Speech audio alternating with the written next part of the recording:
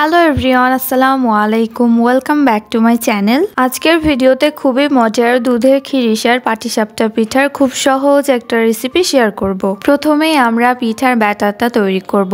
এর জন্য একটি বাটিতে 1 কাপ শুকনা চালের গুঁড়া, হাফ কাপ আটা, আপনারা চাইলে এখানে আটার পরিবর্তে ময়দাও নিতে পারেন, হাফ চা চামচ লবণ, 2 টেবিল চামচ চিনি এবং 2 টেবিল চামচ গুঁড়া দুধ দিয়ে সবগুলো উপকরণ ভালোভাবে মিশিয়ে নিতে হবে। এবার এর মধ্যে অল্প অল্প করে হালকা গরম পানি দিয়ে ভালোভাবে মিশিয়ে পিঠার ব্যাটারটা তৈরি করে নিতে হবে।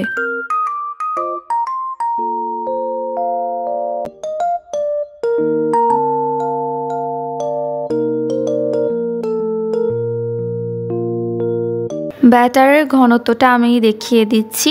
এবার ব্যাটারটা ঢাকনা দিয়ে ঢেকে এক সাইডে রেখে দিব।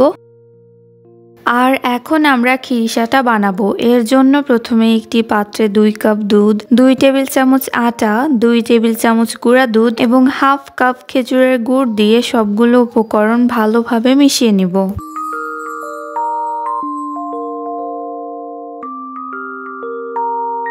এবার চুলা অন করে মিডিয়াম আঁচে রেখে জাল করে যেতে হবে ঘন হওয়া পর্যন্ত। ঘন হয়ে আসলে নামিয়ে নিতে হবে, তাহলেই আমাদের খিরিসাটা রেডি। এবার চুলায় একটি ফ্রাই প্যান দিয়ে চুলাটা একেবারে লো হিটে রেখে টিস্যু দিয়ে ফ্রাই প্যানে তেল মাখিয়ে নিব। এখন একটি গোল চামচের 1 চামচ ব্যাটার দিয়ে ফ্রাই প্যানটাকে এভাবে ঘুরিয়ে চারিদিকে ছড়িয়ে গোল করে নিব।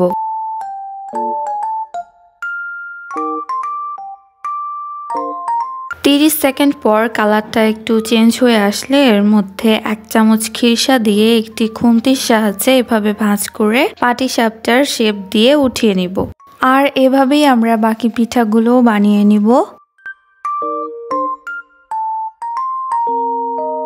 তাহলেই আমাদের মজাদার দুধের খিরিসার পাটিসাপটা পিঠা রেডি। এটা দেখতে যেমন সুন্দর তেমনি খেতেও অনেক মজা হয়েছিল। আর যারা মিষ্টি পছন্দ করে তাদের কাছে এটা অনেক ভালো লাগবে। ভিডিওটা ভালো লাগলে অবশ্যই আমার চ্যানেলটা সাবস্ক্রাইব করে পাশেই থাকবেন। আল্লাহ হাফেজ।